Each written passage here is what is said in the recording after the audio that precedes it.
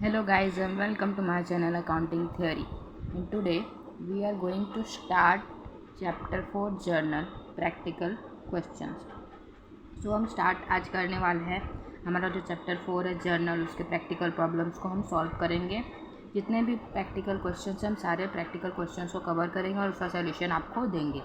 तो स्टार्ट करते हैं वेरी फर्स्ट क्वेश्चन के साथ, जो कि है क्लासिफिकेशंस ऑफ अकाउंट का क्लासिफिकेशन। हमें क्वेश्चन नंबर 1 और 2 में अकाउंट्स के क्लासिफिकेशन करने के लिए बोले गए हैं। तो उसके अकाउंट के क्लासिफिकेशंस करने के पहले हमें अकाउंट और अकाउंट्स के क्लासिफिकेशंस को समझना होगा, जिसके थ्रू हम ये फिर सारे प्रॉब्लम्स को अच्छे से समझ पाएंगे। सो चलते हैं। पहले आपको समझना होगा कि अकाउंट्स क्या होते हैं और उसके क्लासिफिकेशन। यहाँ पे हम देखेंगे अकाउंट्स कितने टाइप के होते हैं। बेसिकली हमारे अकाउंट दो टाइप के होते हैं, एक पर्सनल अकाउंट, एक होता है इम्पर्सनल अकाउंट। पर्सनल अकाउंट को फर्दर 3 कैटेगरी में क्लासीफाई किया गया है: natural personal account, artificial personal account and representative personal account. Impersonal account को 2 कैटेगरी में क्लासीफाई किया गया है: real account and nominal account.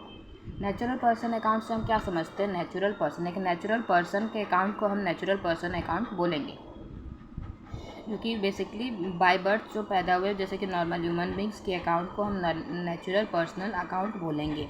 जैसे कि किसी भी पर्सन का अकाउंट हो गया, राम, श्याम, मोहन एक्सेट्रा, ये सब क्या हो गया हमारा natural personal account. Artificial person बोलने से हम किसे समझते हैं?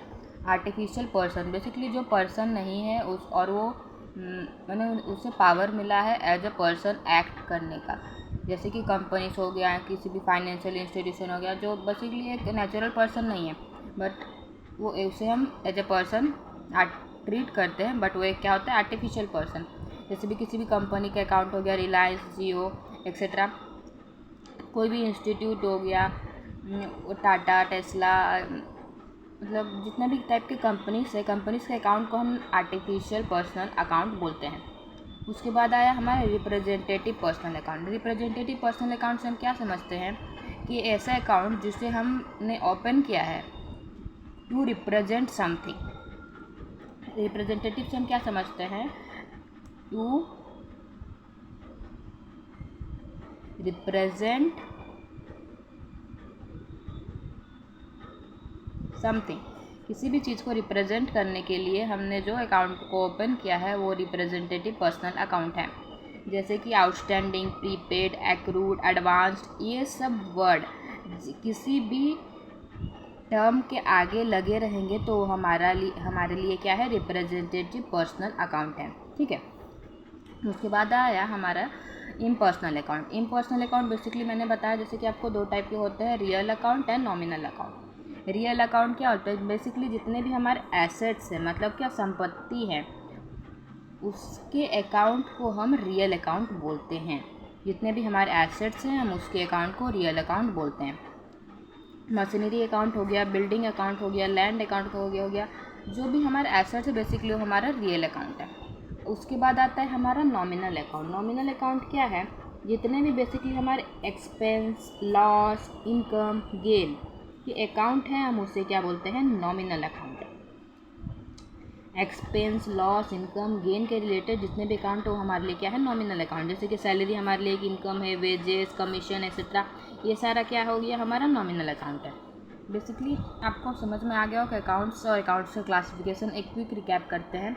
अकाउंट जैसे कि हमने बताया आपको 2 टाइप के होते हैं, personal account, impersonal account. Personal account को फर्दर 3 कैटेगरी में क्लासीफाई किया गया है: natural person, artificial person and representative person.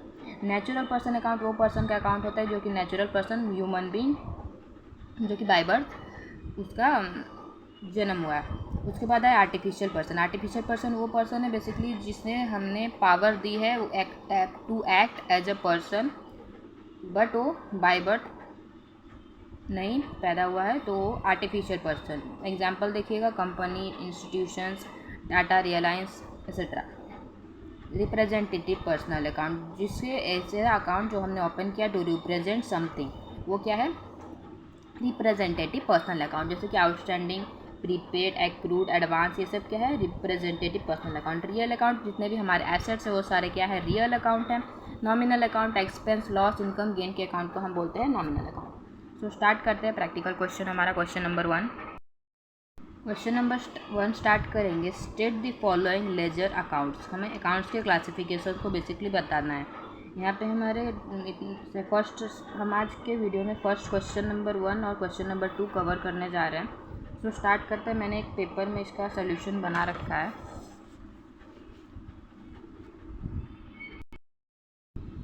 So question number 1 हमारा क्लासिफिकेशंस ऑफ अकाउंट। तो सबसे पहला है हमारा, हमें real account, personal account, nominal account में सारे क्वेश्चंस को क्लासिफाई करना है। ओके, तो स्टार्ट करेंगे। सबसे पहला होता है हमारा मशीनरी। मशीनरी हमारे लिए क्या है? एक एसेट है। एसेट हमारा कौन सा अकाउंट है? Real account. R for real account. Okay, हमने जहाँ पे आर लिखा है वो रियल अकाउंट है, पी से पर्सनल अकाउंट एंड एन से नॉमिनल अकाउंट। ओके, तो दूसरा हमारा सैलरी पेबल। सैलरी हमें देना है, तो हमारे लिए क्या है? एक nominal account. Expense loss income gain के अकाउंट को हम क्या बोलते हैं? Nominal account. उसके बाद है फर्नीचर रिपेयर। फर्नीचर के रिपेयर में हमने एक्सपेंस किया है, तो हमारे लिए एक्सपेंस है, तो उसके अकाउंट को हम क्या बोलते हैं? Nominal account. Tata and company, ये किसका अकाउंट है? पर्सनल अकाउंट है, किसी पर्सन का है। बट अगर पर्सनल अकाउंट में हम क्लासीफाई करने जाए तो ये क्या है? आर्टिफिशियल पर्सन अकाउंट, क्योंकि ये एक आर्टिफिशियल पर्सन है, नेचुरल ह्यूमन बीइंग नहीं है। उसके बाद आया बैंक अकाउंट। बैंक अकाउंट क्या होता है? हमारा पर्सनल अकाउंट है, पर्सनल नेचर का है, एक पर्सन का अकाउंट है, इसीलिए हम उसे पर्सनल अकाउंट बोलेंगे। उसके बाद आया हमारा printing and stationery. Printing and stationery basically हमारा एक्सपेंस है, तो हमारे लिए क्या है? नॉमिनल नेचर का है, नॉमिनल अकाउंट में जाएगा। कैपिटल अकाउंट, कैपिटल बेसिकली जो हम बिजनेस में जब प्रोप्राइटर स्टार्ट करता है तो वहाँ पे जो अपना इन्वेस्टमेंट करता है, कैपिटल लगाता है, उस चीज़ को हम बोलते हैं कैपिटल, पूंजी। वो क्या है? हमारा पर्सनल अकाउंट है। उसके बाद है डेप्रिसिएशन, जो हमारे एसेट के वैल्यू में डिक्रीज आता है, डेप्रिसिएशन, तो उसे हमारे लिए एक लॉस एक टाइप का, तो हमारे लिए वो एक नॉमिनल अकाउंट है। ड्राइंग्स बेसिकली जो प्रोप्राइटर बिजनेस से अपने पर्सनल यूज़ के लिए जो पैसा विड्रॉ करके ले जाते हैं उसे हम बोलते हैं ड्राइंग्स। तो ड्राइंग्स हमारे लिए क्या है? एक पर्सनल अकाउंट है, क्योंकि वो प्रोप्राइटर विड्रॉ करके ले जा रहा है अपना पैसा बिजनेस से। फर्नीचर एसेट है, तो हमारे लिए क्या होगा? वो एक रियल अकाउंट होगा।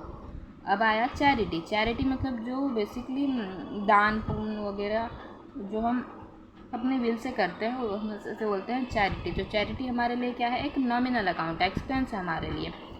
स्टेट बैंक ऑफ इंडिया एक पर्सनल अकाउंट में आएगा, personal artificial personal account. Okay, bank commission, bank से हमें कमीशन मिला, हमारे लिए इनकम है, तो हमारे लिए वो क्या हो गया? Nominal account. रवि किरण किसी पर्सन का अकाउंट है, तो वो हमारे लिए क्या है? Natural personal account. अब हम क्वेश्चन नंबर 2 स्टार्ट करते हैं। यहाँ पर भी बेसिकली हमें अकाउंट्स को क्लासीफाई करना है सिंपल वे में। सो स्टार्ट करेंगे। बिल्डिंग अकाउंट हमारे लिए एक एसेट है, तो डायरेक्टली हमें क्या समझना है कि रियल अकाउंट है। हाउस एंड कार्टेज हमारी एसेट है, हाउस घर और कार्टेज, तो हमारे लिए क्या है? Real account. Bill receivable receive करना है, तो हमारे लिए क्या हो गया? वो नॉमिनल अकाउंट। डिस्काउंट अलाउड, हमने एक्सपेंस किया बिजनेस के लिए, थ्रू से क्या हुआ? एक्सपेंस, तो हमारे लिए क्या है? Nominal account. उसके बाद आया आउटस्टैंडिंग सैलरी हमें देना था, हमने दिया नहीं, आउटस्टैंडिंग वर्ड यहाँ पे आ रहा है, तो हमारे लिए क्या हो जाएगा? रिप्रेजेंटेटिव पर्सनल अकाउंट में जाएगा, बट रिप्रेजेंटेटिव पर्सनल अकाउंट। उसके बाद आया पीरियड एडवांस टैक्स, हमने एडवांस टैक्स पे किया है, तो हमारे लिए क्या है? Representative personal account. Advance, accrued, outstanding, prepaid, ये सब वर्ड याद आ रहे हैं। जैसे कि मैंने आपको बताया था कि जो सारे वर्ड हमें जहाँ पे भी यूज होगा वो हमारे लिए क्या होगा? Representative personal account. उसके बाद आया सेल्स रिटर्न। सेल्स हमारे लिए, सेल्स और परचेज पर्सनल नेचर के हैं, तो सेल्स रिटर्न, परचेज रिटर्न भी हमारे लिए पर्सनल नेचर के रहेंगे, पर्सनल अकाउंट।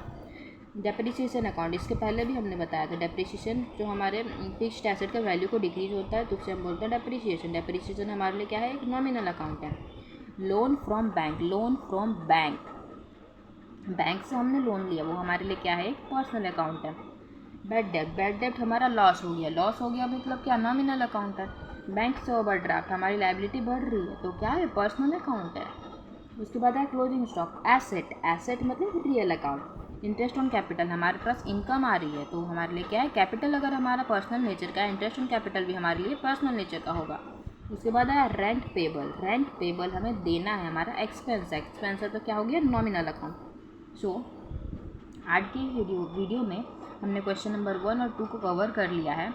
अगर आपका सपोर्ट रहा तो हम सारे क्वेश्चंस को, जितने भी प्रैक्टिकल क्वेश्चन हैं उसे हम कवर करेंगे। Okay. CHSE +2 first year CHSE Orissa की कल्याणी बुक का हम सारे प्रैक्टिकल क्वेश्चंस का सॉल्यूशन दे रहे हैं। Thank you for watching.